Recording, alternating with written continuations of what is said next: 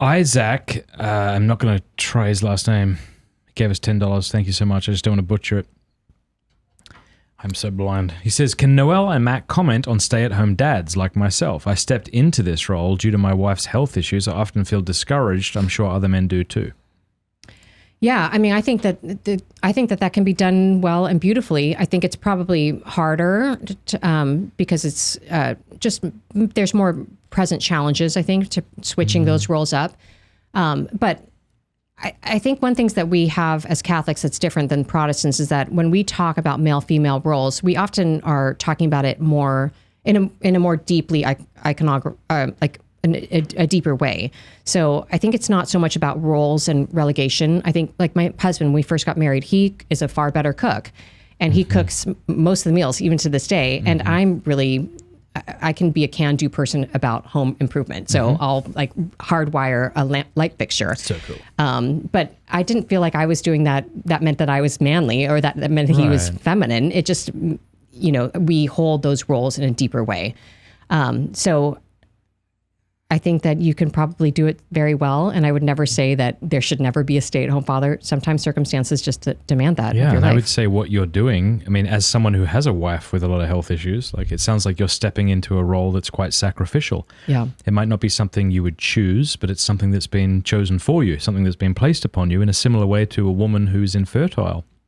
It's not something she would choose, but a woman can bear that cross more or less heroically. And it's a difficult thing. I'm not comparing your staying at home with a woman being infertile. It's a different cross, obviously, but bless you. Like, I don't know. I think and it's got to be hard too if this fella's watching a lot of videos that like are really pushing back hard against the left narrative that men and women are interchangeable, right? And so they often speak in ways that like, if you're at home, like you must be a beta male or something like this. I just wouldn't listen to that. I think that's... Can I ask a related question? Mm-hmm. So I was talking to a friend of ours the other day, Matt, about this topic, and he pointed out, and this is really interesting, and I'd never heard this point before, that for the majority of Catholic history in like the peasant era, like the Christendom era, both the man and the woman stayed at home actually, and they did the work together. Right? Like they were working on land in the home together, working on the home together.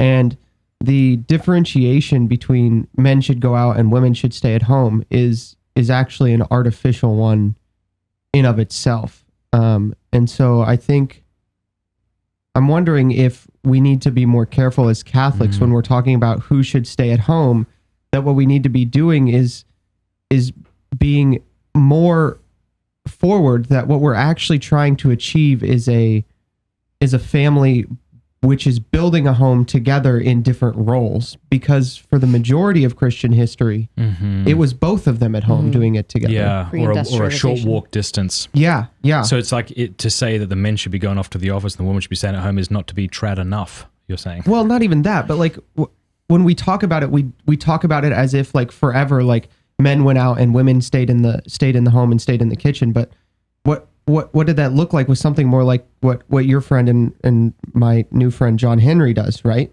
Like where he homesteads, right? Where like he's out doing the killing and the farming, and she's in the home on the other end of that. They're working, they're doing the same work at different points. And I think a lot of the women stay at home pairs it as if it's two different works. But I think that's where we get mixed up, is we need to start realizing that it's the same work being done on different levels and different ways. And you can have that unity of purpose even if the husband does go to the office, right? I think in some ways that's where feminism really feeds off of an idea that the man's work in the office is his actual purpose, and then that slips into seeing as secondary his home life. And so then women think, well, if what you're doing out there is far more important, then what does that mean for what I'm doing here? And so maybe I should desire that as well. And so even if you are a man who's doing that more traditional role of going out to the office and the wife is staying home, there still is a need for both parties to see that their common shared goal and priority is the home life, and that the office is for the sake of that life. Yeah. Cool.